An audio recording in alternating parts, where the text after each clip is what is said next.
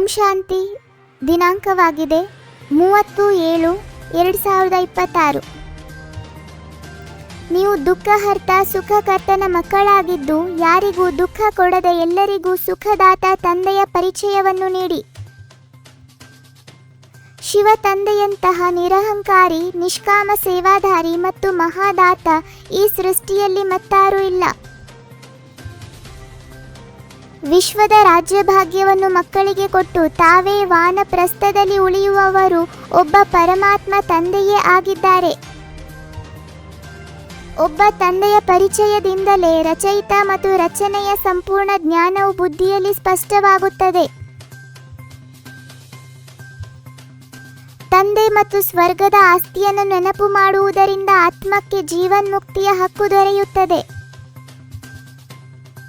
ಮನ್ಮನಾಭವ ಎಂಬ ಸಂಜೀವಿನಿ ಮೂಲಿಕೆಯಿಂದ ಆತ್ಮವು 21 ಜನ್ಮಗಳವರೆಗೆ ಮಾಯೆಯ ಮೂರ್ಛೆಯಿಂದ ಮುಕ್ತವಾಗುತ್ತದೆ. ಆತ್ಮಿಕ ಯಾತ್ರೆಯು ಒಂದು ಜನ್ಮದ ಯಾತ್ರೆಯಾಗಿದ್ದು ಆತ್ಮವನ್ನು ನೇರವಾಗಿ ಶಾಂತಿಧಾಮದ ಕಡೆಗೆ ಕರೆದೊಯ್ಯುತ್ತದೆ.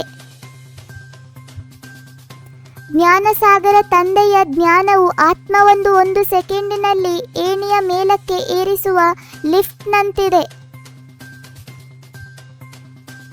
ಭಕ್ತಿ ಮಾರ್ಗದಲ್ಲಿ ಅನೇಕ ಗುರುಗಳಿದ್ದರೂ ಸದ್ಗತಿ ನೀಡುವ ಸದ್ಗುರು ಒಬ್ಬ ಪರಮಾತ್ಮ ತಂದೆಯೇ ಆಗಿದ್ದಾರೆ.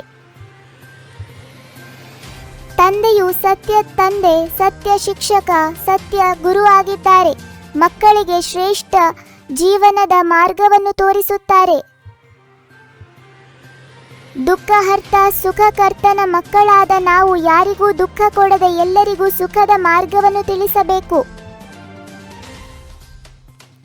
ಜ್ಞಾನ, ಭಕ್ತಿ ಮತ್ತು ವೈರಾಗ್ಯದ ರಹಸ್ಯವನ್ನು ಅರಿತು ಶ್ರೀಮತದಂತೆ ನಡೆಯುವುದೇ ಶ್ರೇಷ್ಠ ಪುರುಷಾರ್ಥವಾಗಿದೆ.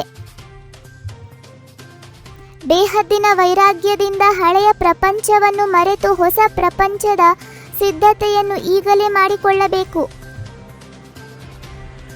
ವಿನಾಶದ ನಂತರ ಹೊಸ ಸ್ವರ್ಗೀಯ ಪ್ರಪಂಚದ ಸ್ಥಾಪನೆ ಆಗುವುದರಿಂದ ಯೋಗ ಬಲವನ್ನು ನಿರಂತರವಾಗಿ ಜಮಾ ಮಾಡಬೇಕು.